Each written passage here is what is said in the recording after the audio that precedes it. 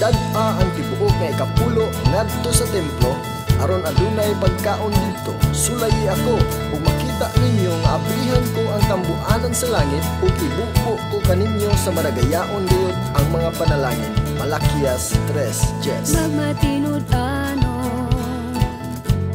sa paghatag sa ikanan